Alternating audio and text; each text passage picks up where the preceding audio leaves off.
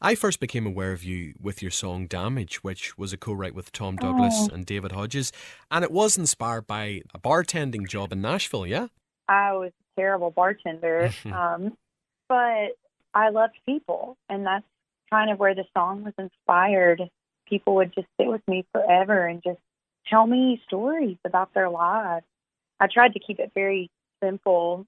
Everything's true about even the cancer and the mother and, the prodigal, the guy who was just there trying to find some rest and some peace, at a bar of all places. And I'm thankful that that song was my first single and tells so much of my story at the beginning of being in Nashville. So, growing up in Muscle Shoals, Alabama, were you aware of that rich musical history? My parents used to listen to a lot of blues music that was recorded in Muscle Shoals in my hometown. Hmm. Although I was listening to it, I don't think I realized the rich history. Same studios where Aretha Franklin and all those amazing other singers recorded is tucked behind one of my favorite restaurants. If you were passing by it, you wouldn't even really know what it is. But the cool thing, I think, for me was when I was a senior in high school, so 12th grade, they offer an elective called Muscle Shoals Music History class. And so, me being a singer and a songwriter, I took the class. I didn't realize once you start digging, it doesn't stop. Etta James, Otis Redding, the Allman Brothers, Percy Sledge, Leonard Skinner, Bob Dylan, it just goes on and on and on. I realized that I'm a part of that history. I feel like I have that soul in me. And your mother, she put you in piano lessons when you were just six? hmm And I absolutely hated sitting down and practicing. Thank goodness she's a drill sergeant. Hmm. And she would just make me sit down for 30 minutes after school every day. And she would say, "You're going to practice."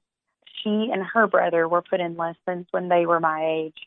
And so I think she saw how that helped her. Obviously she's not a country music artist, but it just helped her know a little bit about music. And she wanted that for me. And thank goodness now, because I get to play piano in my set. I took lessons for about 5 years and then quit it and started songwriting. Musicians tell me it's a bit weird whenever you take a guitar off or you step away from a drum kit. How did you find coming out from behind the piano and just addressing an audience with a microphone? That's a great question. I was really nervous. I got signed about 2 years ago, and I realized I want to be an artist who stands up and sings and can get in the face of the audience. For a while, I felt really awkward, like I was forcing myself to try to do more with my hands just because I wasn't touching the keys. And I feel like I'm finally just more comfortable in just standing and singing. Hmm. And it's been a great journey, though, because I feel like people see a different side of me because, growing up, when I would perform out in high school and in college, I would play sets for 3 or 4 hours, singing, playing behind the piano like Nora Jones or Carole King. And Hmm. now I get to show them a different side of me, and I love it now. I really do. I'm thankful that I've taken that courageous steps and just finally found my comfortable spot. There was a significant moment when you were just 17. You were performing at a restaurant in Muscle Shoals, and Jim Catino, Sony A&R, he just happened to be in there sitting at the bar. I wasn't looking for stardom or fame. I just loved playing out, and I always thought that that would be something that was a hobby for me.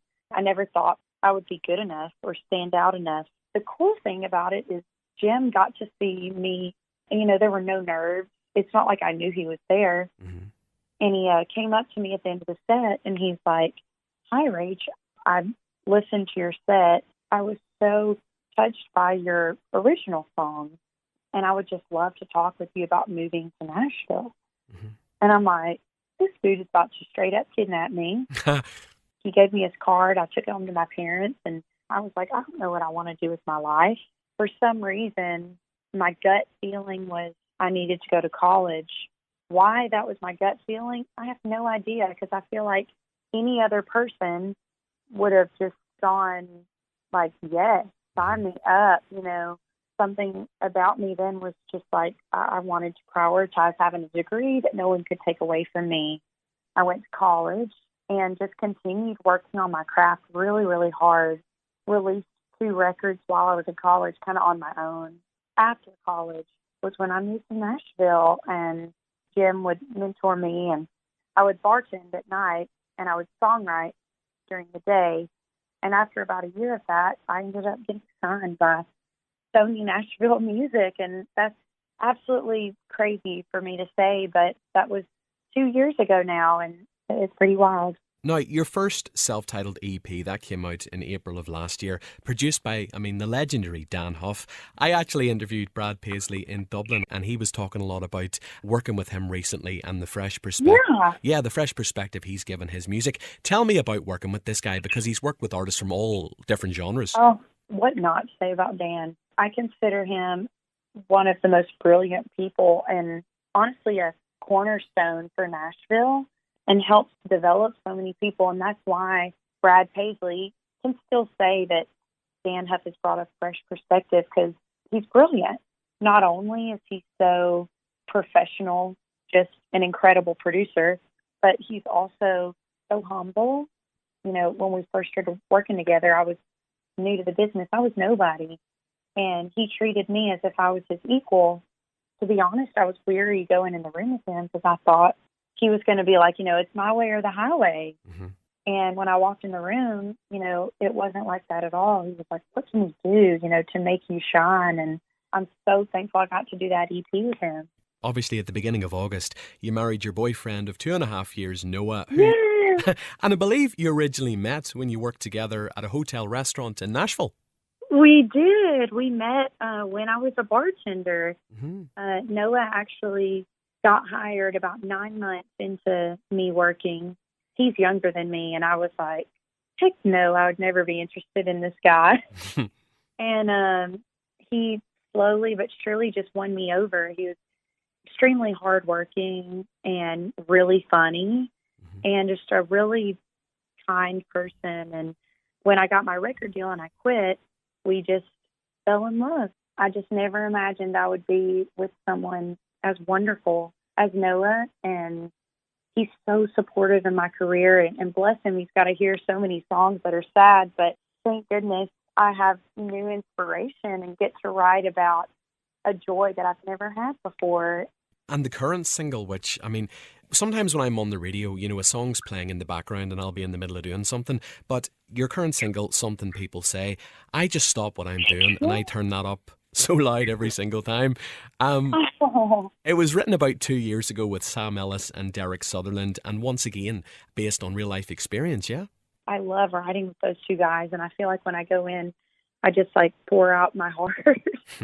Basically, I dated this guy who, when we broke up, we didn't see each other for a very long time, and it was just kind of a cut off, no closure kind of deal. And then he reached back out years later, and my heart at the time was still just enough in it for me to say, okay, let's, we'll grab lunch. Then, last minute, he never hit me back up.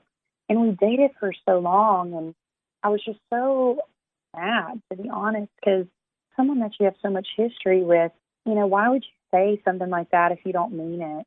It broke my heart, and the great thing in that was it was kind of my last straw to really say, you know what, this wasn't good for me. Mm-hmm. And, when we went into the writer's room, we talked about how people say a lot of things just to make something not awkward. Mm-hmm.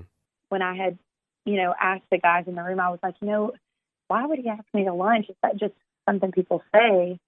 And Derek Sutherland was like, that's our title. And so we just kind of put the whole story together, and I'm so glad that it touched you, and I'm thankful for the response that it's gotten. Rachel, I'm hoping you're sensing I'm a fan, so I can't wait to see you play over here soon. I know.